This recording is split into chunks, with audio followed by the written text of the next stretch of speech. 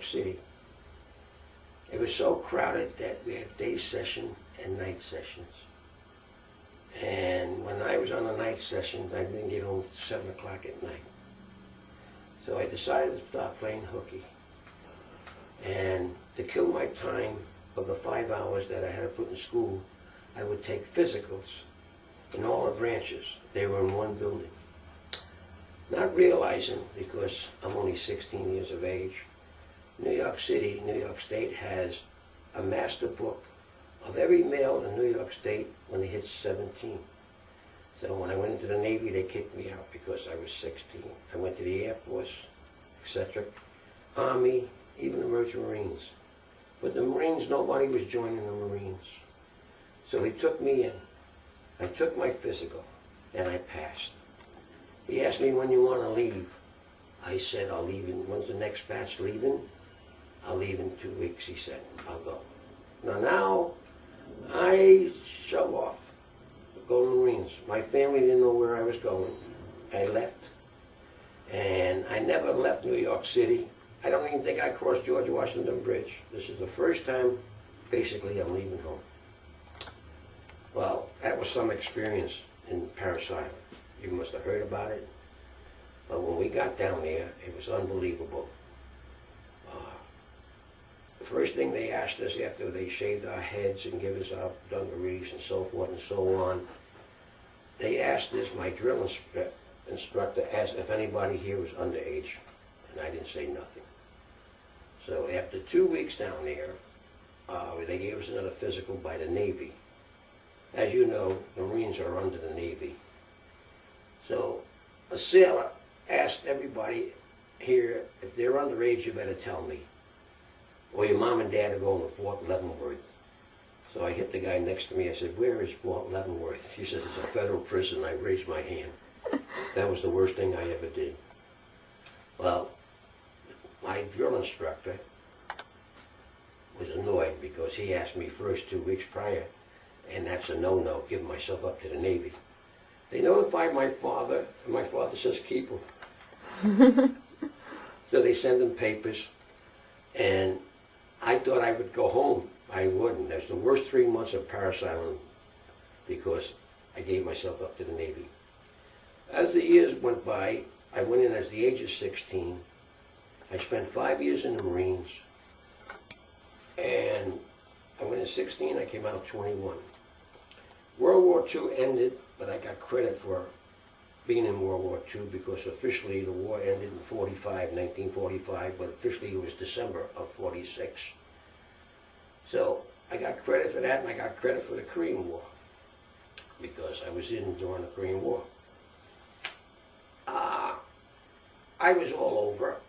I was at Camp Lejeune, Camp Pendleton, Brooklyn Navy Yard, Yorktown, Virginia ammunition dump, and then on to, I don't want to go into that, but on to Korea.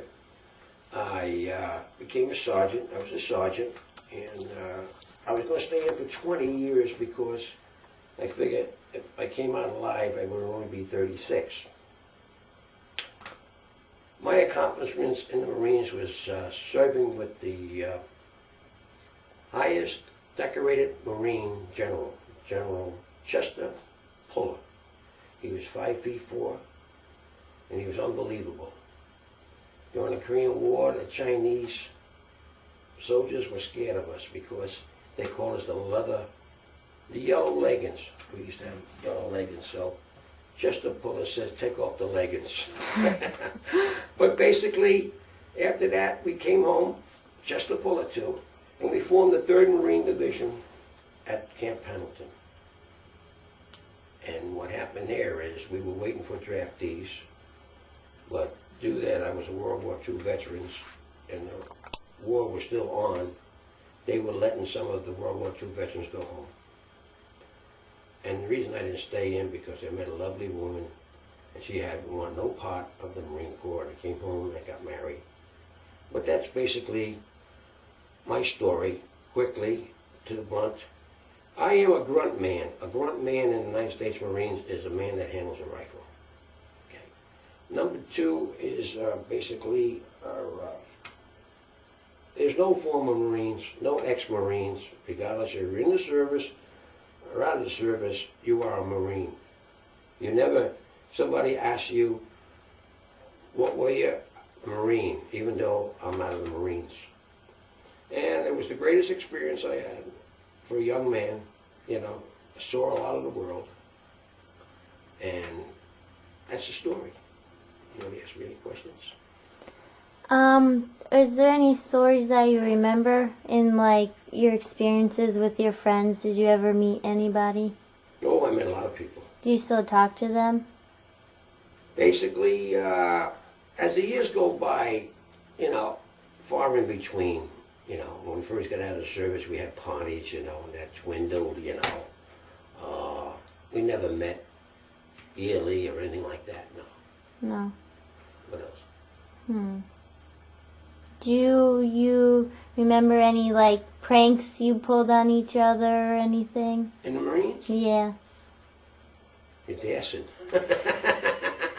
Marines don't do things like that. Did you see any combat? Basically, no. No. What kind of chores, or no, not chores, but jobs did you have during the Marines? No, being a sergeant, I was sergeant of guard at Yorktown. I was a platoon leader we don't call them infantry, we call them linemen, riflemen. I formed the 3rd Marine Division, which now is based out of Okinawa, with Chester Puller. And basically that's it as far as being a grunt man. Did you train anyone ever? Train, yes. Like, train other Marines? Yes, definitely. I mean, as we were forming the 3rd Marine Division, you know, basic fundamentals, you know, what we're supposed to teach them, you know, rifles and all that. But we always had, you know, weapons, teach them about the weapons, so forth and so on. Do you have, like, any daily routines that you always did? Like marching or song? Well, every morning you would go out and do calisthenics, you know, before breakfast. You know, they always doing something, you know. You never stop. It wasn't a 9 to 5 job, you know. It was all on the clock? No, it's like, you know, when we were on mess duty, we get up at 3 o'clock in the morning and work until 10. Wow. Every Marine has to spend 30 days for every year you're in the service until you become an NCO. That's like a corporal. Keep going. Do you remember your leave? Like, what did you do when you were on leave? Well, it's always nice to be home. You know, being 16 years of age, I had to wait September 6 months to go home for Christmas. You know, we get 30 days a year, so you try to split it twice a year, you know. Yes, that was a great experience to come home in uniform. Girls loved it.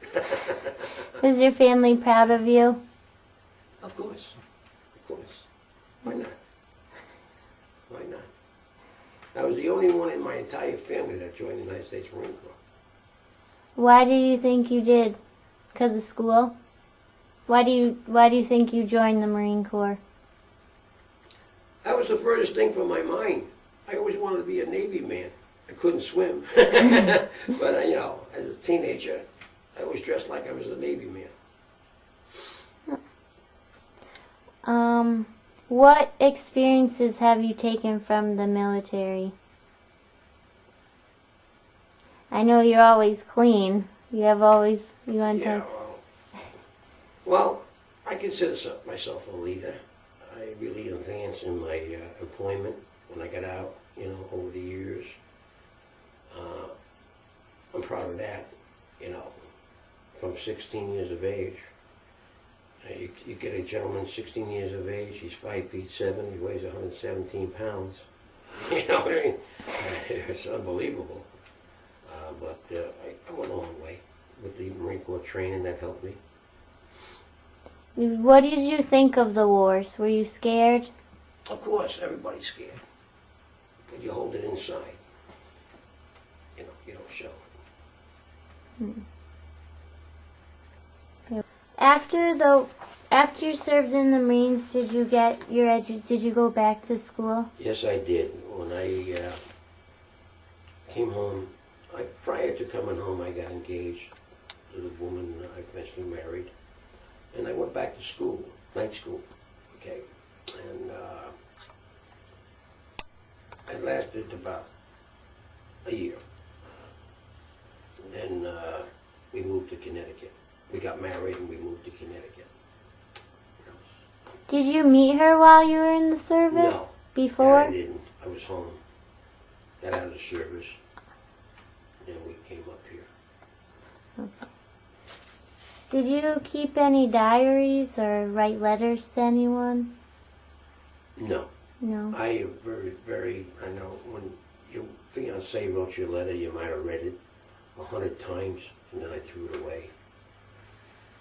We all did that, you know. Mm-hmm.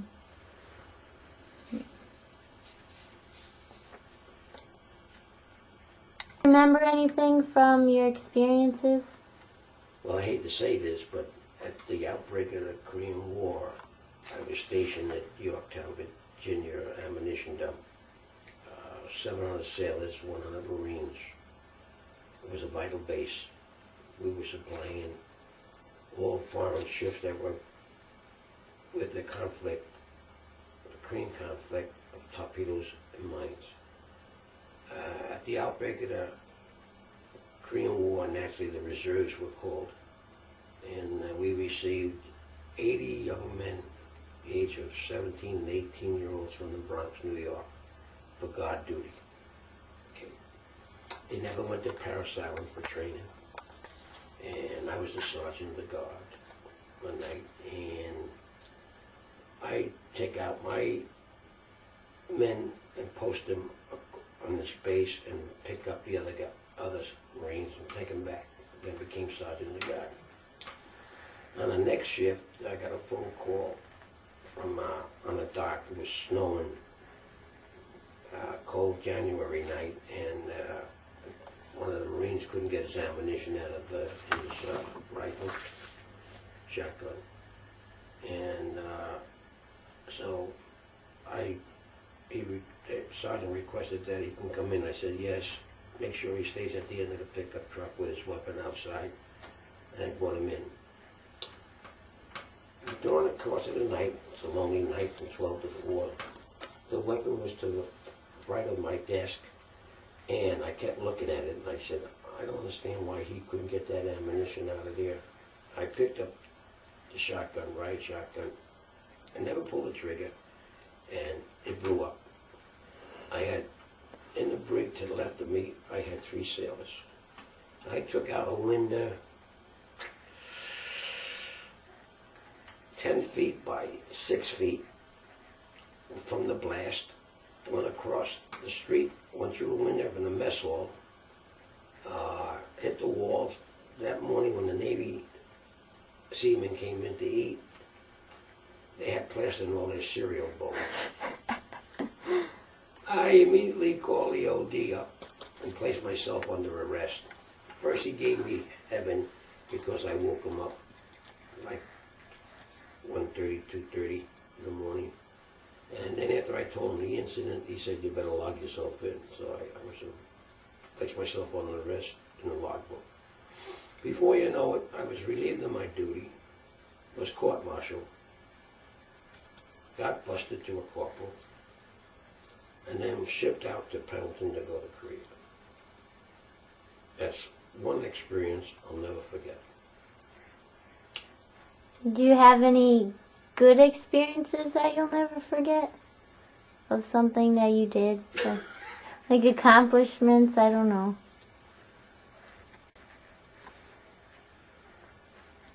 No, I wouldn't say. Made a man out of me.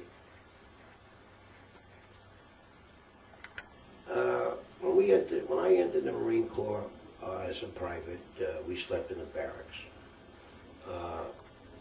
During Paris Island, they put 80 men in a platoon, which is basically, it's only about 42 when you get away from Paris Island. Okay. It was all wooden barracks. I was there about 8 years ago. It looks like a university now. as I was always a grunt man, so that means I was an infantry man. So basically, next step was the PFC, which it took a while to make, and then a corporal. Once you make a corporal, you're not supposed to socialize with a private or a corporal, because you have a little authority. And then when I became a sergeant, as I moved around in different bases on the United States, again, we were infantrymen, and we would have 80 men sleep in the barracks, but 2 sergeants would sleep up front with individual bunks, you know, so we would be with the men, okay? Basically, I never had an individual room like they have today, you know. Things were different, you know. It was back in the 40s, you know, and actually today is 2006. The boys, the Marines, look like $1 million compared to what we looked like years ago with the uniforms and everything else, the weapons. That's it, basically. What color was your uniform? We had 2 colors, khaki for the summertime, you know, and green uniforms. And we had blue uniforms when it was for occasion, you know. You see it on TV today, you know. What uniform did you get to wear on leave? Isn't it different for when you go on leave? Yes, no, khaki in the summertime, like say from April to October, you would wear khaki. And then from there on would be greens. I love the greens. And like I said, I used to go home every 6 months, 15 days each, 6 months. And so whatever the season was, that's the uniform we wore. Okay? Mm-hmm. One of the experiences was, I'll never forget, is when we were practicing to make our landings. And they take us out to a Liberty ship in the ocean. And we have to come down nets to get into the LST landing boats. And that was kind of rough, you know. And then we would, after we got into LST, we would make landings like we're supposed to make if we were going into combat. Another experience was during the Korean War, prior to going to Korea, they trained us in the mountains like if we were in Korea, you know. We slept in tents, we slept in foxholes, and it was some experience where the Koreans would, though they were Marines, they'd be teaching us something. We were all in the stands, and the trap doors would open, and they start shooting machine guns at us. Everybody was jumping off the stadium. But anything to make believe we were in Korea. It was some experience. Okay. I have 2 grandsons that are serving in military services at the present time. I tried awful hard to brainwash them to join the Marines, and they didn't want no part of it. I have a lad right now that's serving in Iraq. He is a captain in the Army, the 1st Cavalry. He's a lawyer. Then I have another grandson, Kyle McAleese, that is a seaman in airplane mechanic. He just come back from Japan, and he's serving right now in Washington. Basically, I have nobody else, not even my large family in New York, that would join the Marines. Out of 34 cousins, we only have 1 Army, 2 Army men, and that was it. And me. That's all. Back in the old days, this is the dog tags we used to wear, metal. Today, they're aluminum. Okay, so they don't make the noise that steel would.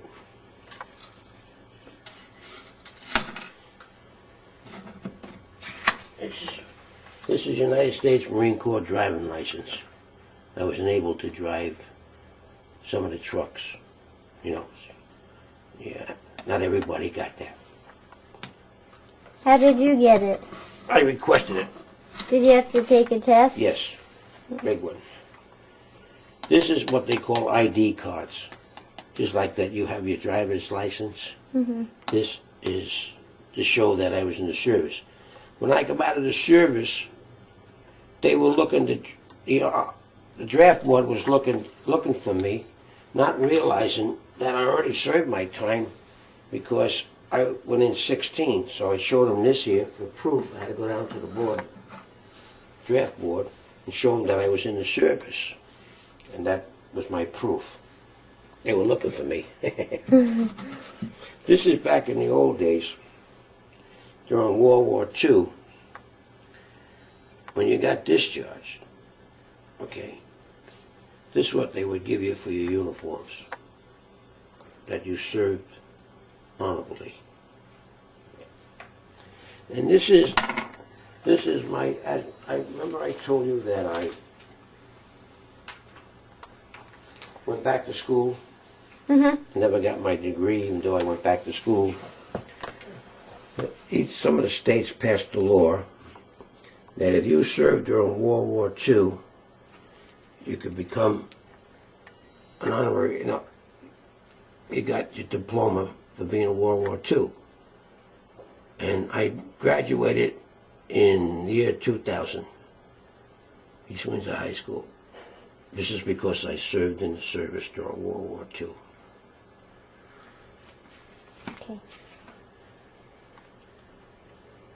Ready? Yep.